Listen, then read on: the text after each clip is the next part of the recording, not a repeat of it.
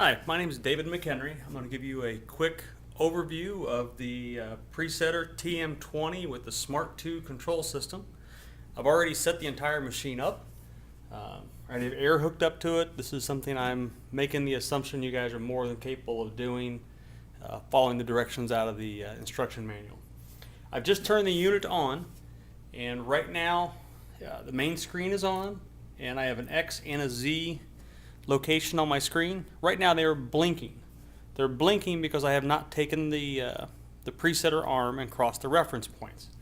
To do this, you have a button here on the armrest of the arm of the presetter. You push that, you can move it up and down and side to side. Once I cross the reference points on the the glass scales, the indicators on the screen will start reading correct values. I'm going to move the camera around here, so please forgive me if the camera gets a little herky-jerky as we go through things here. Kind of doing this the best I can here with what I have available. This is your main operation screen. It is a touch screen system. To give you an idea, right here it says insert. If I press that, it brings up the main operating screens. It allows me to set measuring in maximum, or measuring, which means I'm going to measure both axes at the same time. I can set an angle reference on the screen, so if I was to touch that and do 45, a 45-degree axis would come on, and we'll do that here in just a moment. The first thing to do, though, once you get this machine, is actually to press the setup button. Under the setup button, we're going to go to corrections, and from here we're actually going to go absolute zero position. It brings up this menu here. Now I have already set all the values on this screen up to the master manual that came with your machine. On the machine, there's actually both diameter and height engraved on the machine. Those are the values I've entered in here on the screen already. So all we really have to do is press the record button, and now we got to start using the presetter. I'm going to push the air release.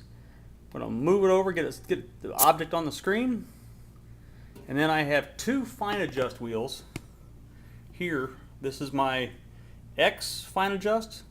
This is my Z fine adjust, and those control the movement of the screen here. I'll show you here real quick. Here's X. You can see it going across the screen, and we'll do Z here in just a moment. So I'm going to bring this over. I don't know if you can see it or not with the light glare that's in here. There's a little red dot right here on the face, on the front of that tool that comes in. When it makes contact with the crosshair, it'll turn green. When it turns green, I can press OK. It's now asking for 0.2. 0.2 will be my height, so I let the screen go all the way to the top. And I didn't wipe that off very good, but hey, we'll make that work there.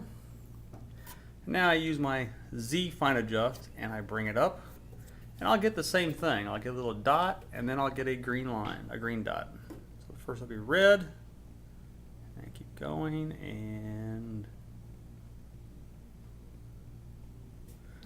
let's actually bring it over here.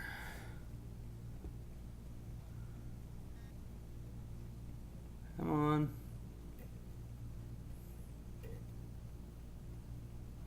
Oh, actually, I'm sorry, there it is. The green dot means I'm at that point. I press the OK button. Now that I've done that, I have actually already set my X and Z absolute zero positions. Okay, bring the menu back down here where we can see it a little better. And again, I'm sorry for some of the glares on this, but working with what's available. I'm also now going to do my parallel correction. Again, I press measuring. I'm going to press setup, corrections, parallel corrections. In this, I'm going to measure 2 points along the Z axis of my master mandrel. I'm going to go record, use my fine adjust and do the same thing. Bring it in, get the green dot. think I went past it there. We'll back up. Get the green dot, press OK, and we're going to move to a different point.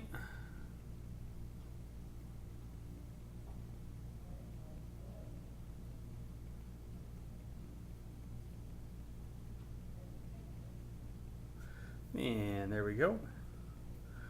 And now my parallel correction has been completed. I can just say OK at this point.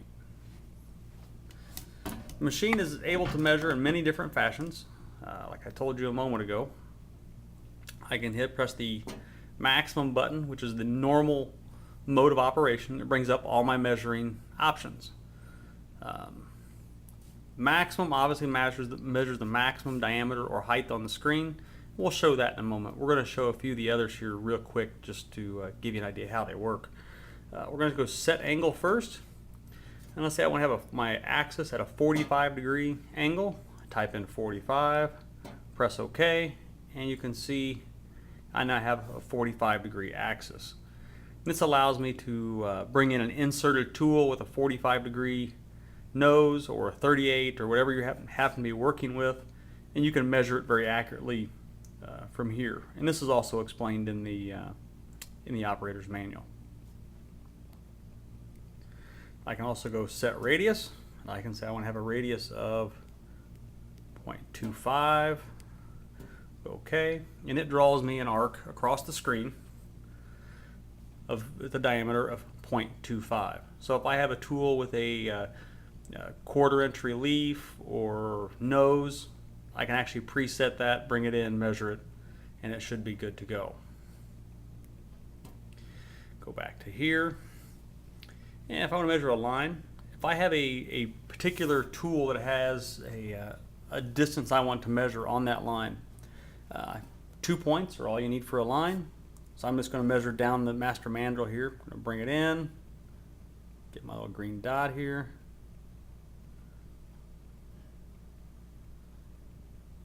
Green dot, press OK. Then I'd pick whatever my next point might be. I'm just scrolling up the master mandrel, and if I say OK, that's my second dot.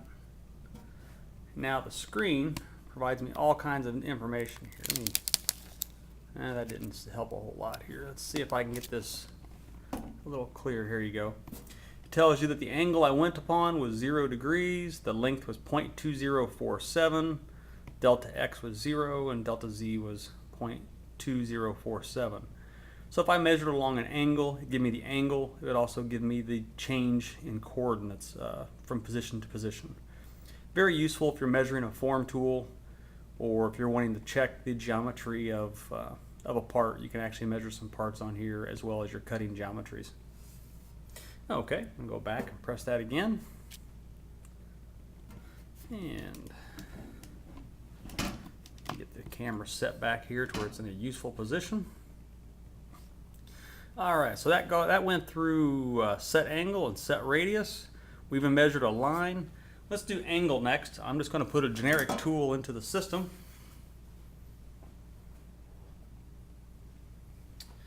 And then we'll go through some more setup procedures. And tool in. And let's just go angle. Now we're going to bring my tool in. In this case, I have an inserted indexable tool, and we're just going to measure 2 different lines. So all we're going to measure on this makes it really easy. And creep up on and get my green dot. Go OK for 0.1. Just going to scroll up a little bit and get my 0.2.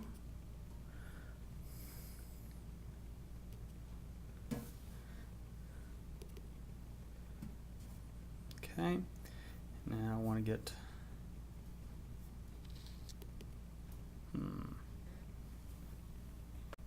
sorry about that. Had to figure out what to press on that. It didn't operate the way I expected. I actually had to press the escape to get it to say second cutting edge. So now I'm going to just lower this down.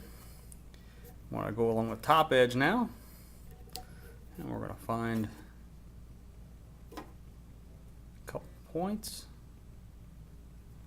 Go, there's one, and then we're just going to zoom over some, pick another point.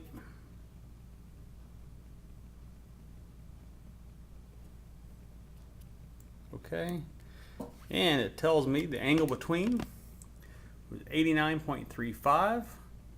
My top angle is a minus angle of 2 degrees, and my vertical angle is 91.36. So if I actually go back and look at that part, top angle makes sense, and actually so does the vertical angle. You can actually see it's not a straight down angle. It actually does protrude.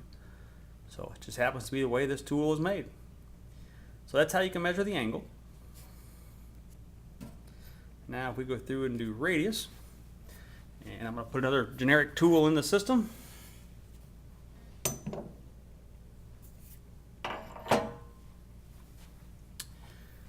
And move the machine over. Let's find the radius here.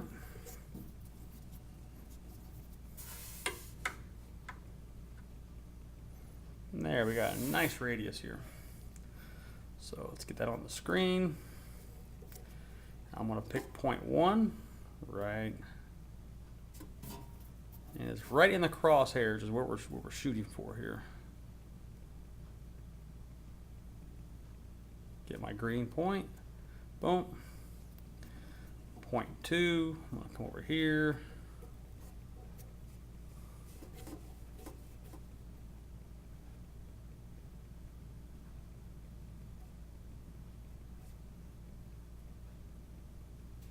And I'm just using the fine adjust wheels to move everything here.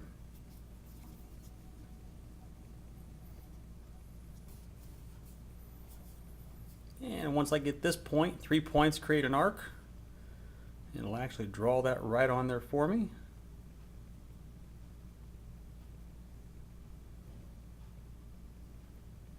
There we go. Okay. And it tells me I've got a radius of 1845, so not too bad. So that's what we got there. Okay, now let's go to the main type of readings that you're going to do on this. Let's go to maximum. And maximum is a little bit different than what you would expect. You can see I have a vertical axis and a horizontal axis. The vertical axis right now is way over here on this side, trying to find the edge. What I want to do is I want to drop this guy down. I'm going to bring him up right to where it hits the top. You see that little line come on? I'm going to go check. And it's going to tell me right now the type of that tool, what it was doing there. It was looking for the maximum swing of the tool. But I'm not measuring the X. I'm just measuring the Z in this case. So you can see my X is just the position off center, which is 7 thousandths off center. The maximum height on this tool is 4.7124, and if I press that, I can actually hold it. You see how it's got a line around it? If I press it twice, it brings up the entire options. So I'm just going to say hold. It's got the red line around it again. See that there's a red line around the outside, red border. Now I can go through and find my X. Bring it all the way over.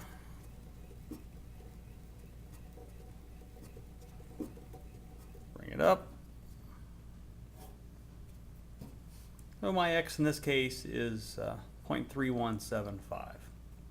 Not too shabby. And if I rotate that tool, wow, look at that. I didn't have it set all the way, did I?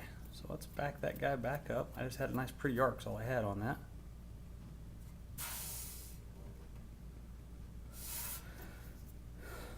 So my maximum point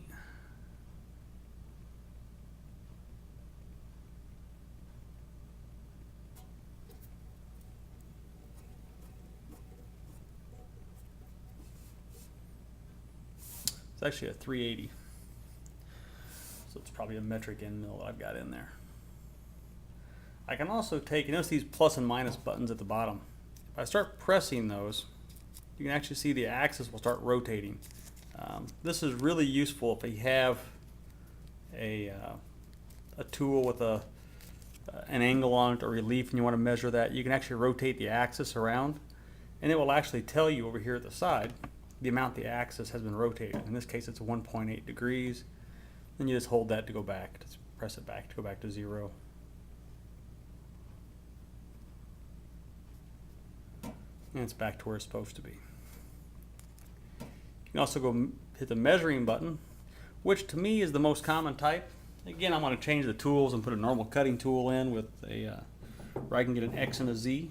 It's a simple 4-fluted end mill, just dropped in there. So under measuring, I can measure. You see, I've got the little crosshairs there, and I'm going to come over here, and if I go just below the crosshairs, now I'm going to raise it up to get the first dot. Boom. There's my height. Bring it over to get my first dot. There's my diameter. I need to make sure I'm in the maximum position. So we'll back that up. Get pull it all the way out. First dot.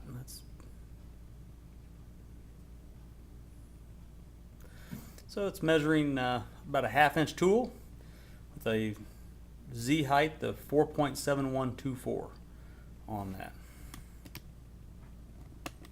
Now I do apologize, I'm not taking a whole lot of time on this to do a lot of cutting and editing. You're just going to get the raw footage here of what we're doing. But it's pretty simple. What's really neat, now if I go back and I go maximum, you can see the line here is yellow. Now I'm just going to rotate this through, and it's going to tell me when I'm at maximum. See how the line there turned red? That is the maximum position for my my diameter. If I move it a little forward, it turns yellow. A little backwards, it stays yellow.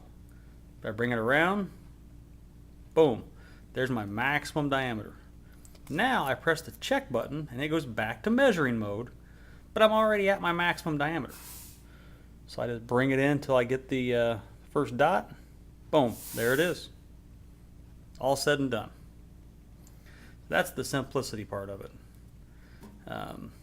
This machine does not do automatic jumping axis to find it. It does require you to actually move the arm using the fine adjust to locate both your maximum height and diameter. But it does give you the option of not having to touch your tool.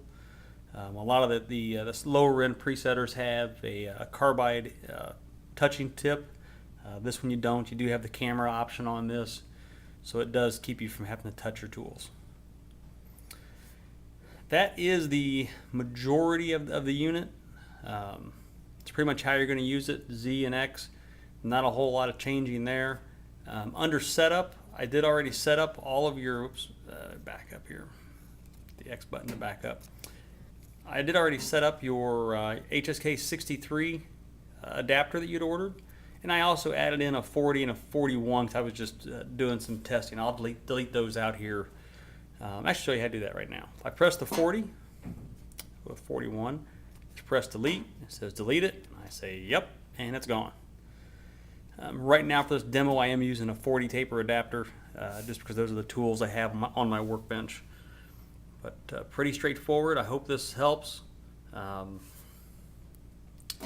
We don't have one of these units here, so the instruction guide is going to be the best system for reference on this. And that pretty much does it. Thank you very much.